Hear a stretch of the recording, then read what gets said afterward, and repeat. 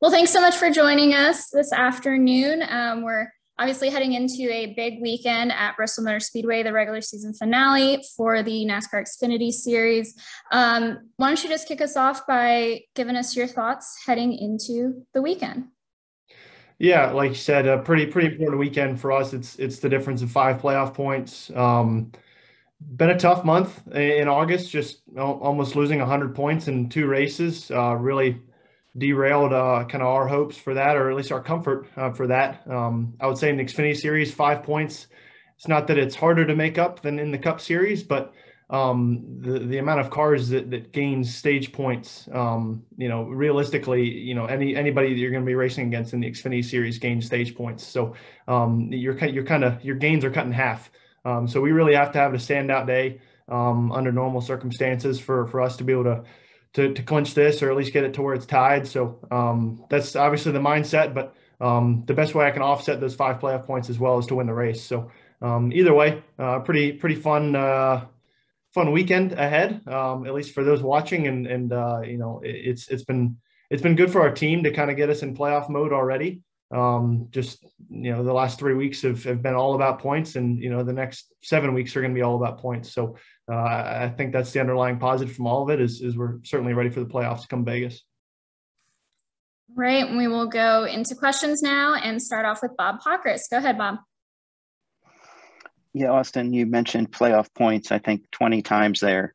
But what about, kind of being able to boast your chest out and say, I won the regular season playoff or a regular season title, or making a statement either for confidence in your own team or creating doubt in Allmendinger's team throughout the playoffs?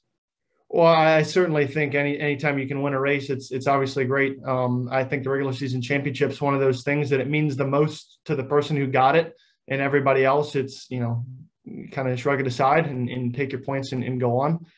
So yeah, it's a trophy. It's still a championship. It still means you gain the most points and perform the best. And I think AJ and his team have performed really consistently. They've minimized their bad days. And unfortunately, we've just had a string of bad luck. And when we get knocked out of a race, it's usually pretty big, and they're usually able to capitalize. So not going to take anything away from those guys, but certainly didn't think a month ago that this was going to be the scenario, but hey, that's racing. So I definitely want to give it our best shot. And from there, it's back to playoff mode. You live in every 3 weeks.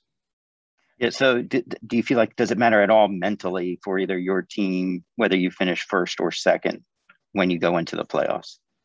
I mean, yes and no. I don't think it's going to make us perform better or worse in the playoffs. Our cars, our Vegas car is already built. Our guys are working just as hard. We can't do any more. Yeah, I guess maybe that's what I'm saying. Like I can't prepare more. I can't be faster than I already am. In preparing different ways. Those things come naturally. And whether if I finish first or second in the regular season championship isn't going to change how I prepare and how I perform, or how my team performs. Thank you. Mm-hmm.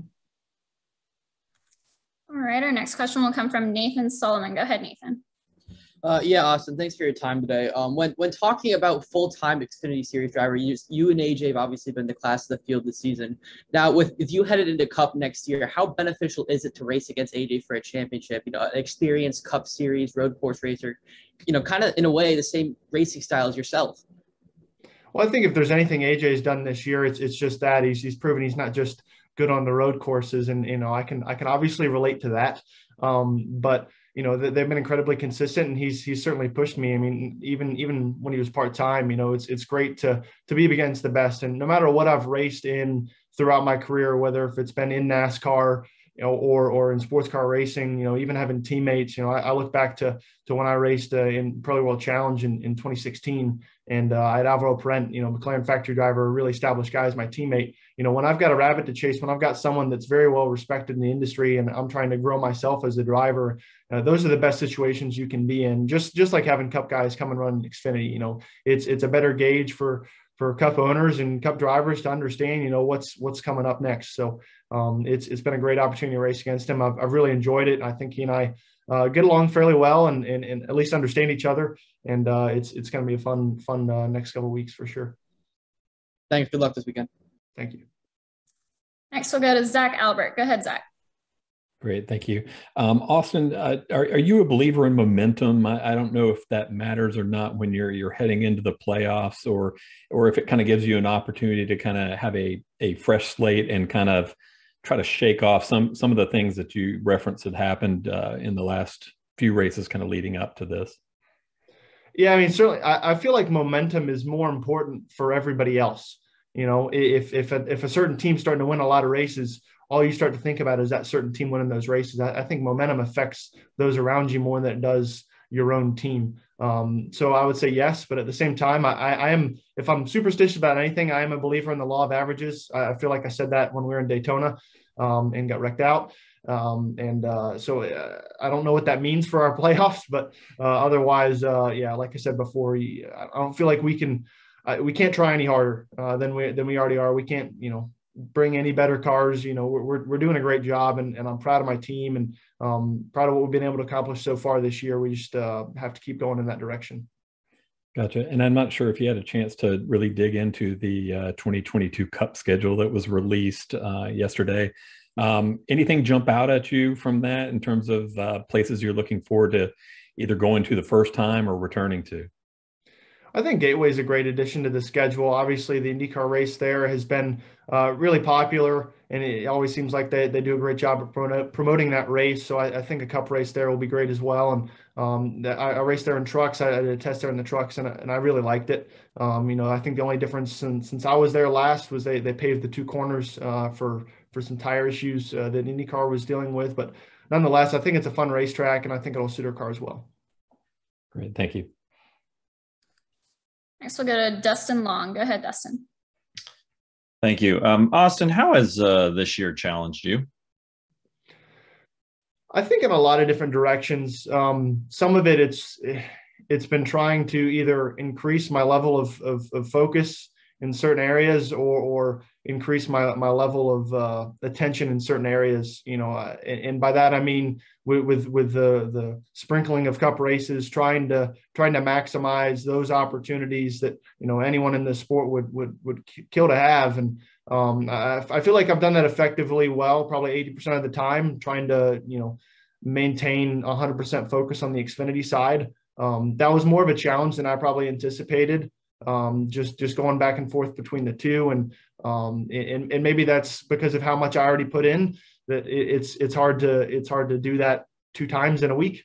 And as far as preparation, as far as what it takes, and understanding and learning a new car. On the flip side of all that, I feel like this year has been really good for me to understand, and really come down to the small details, whether if that's the advantage of working with the same team, the same crew chief, the same race cars really for the last 3-4 years, and working on the small details. A lot of guys don't have the opportunity to do that in the sport, especially at the level I'm at. In the Cup Series, I feel like guys do, and that's why guys are really at the top level, is because they do have that, continuity, and they can focus on the small details and have that notebook. And I feel like that's where I'm at in the Xfinity Series. And some weekends it's good, some weekends it's not.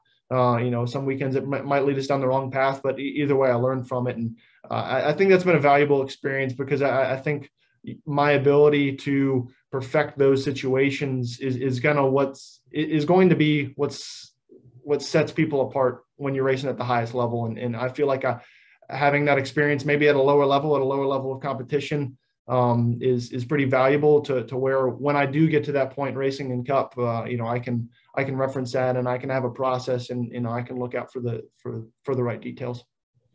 How does a younger driver learn to study and take all that information and not just drown in data that's out there? You talk about the little things, and I'm sure there's more that you get than maybe some others.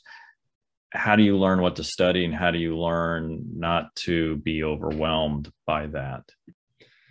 I've always been a big believer that one thing that works for one driver isn't going to work for the next. Everybody's different, just like anything in life, honestly. So, the things that could work for me might not work for somebody else. But for me, I've always gained confidence and knowledge in knowing things that I can apply in real time.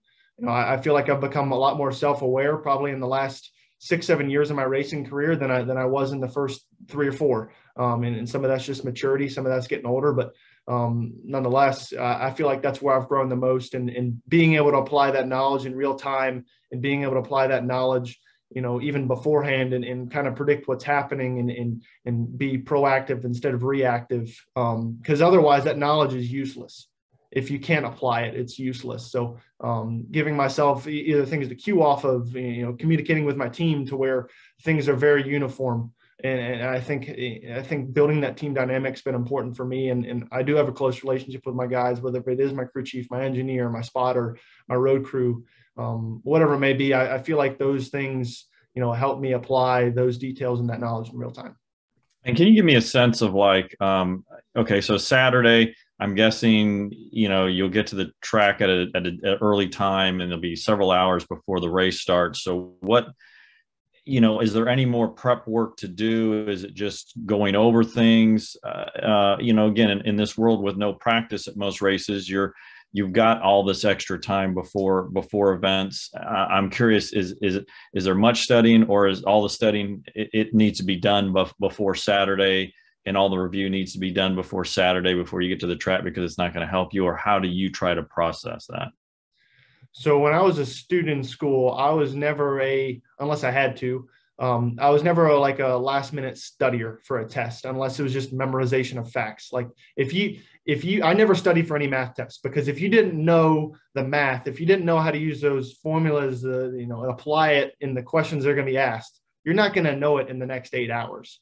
And for me, that's been the same philosophy with our race team. It's that we nail down what we want to do during the weekend, during the week. Yeah, and things may change and you have to be adaptive. But, if I were to, get a flat tire driving to Bristol tomorrow, and I show up 20 minutes before the race, we don't need to talk about anything. If I showed up and just got in the race car, we won't need to talk about anything unless factors have changed. And we know how to adapt to them. So I think that's the strength in our team, is that when we do show up to the track, and I'm someone that does like to show up when the garage opens and roll through tech and, hang out with my guys, and we kind of just know what to do, and we're just waiting for that opportunity to go show and do it. So that's what's fun for me. So that time is, a little bit boring. I might, jump on and look at some onboard video just to kind of get my head in the game. But other than that, we're pretty ready to go. Thanks a lot. I appreciate it. Mm-hmm. All right, Austin, that looks like all the questions we have for you today. Thanks again so much for joining us, and good luck this weekend at Bristol. Absolutely. Thanks, everyone.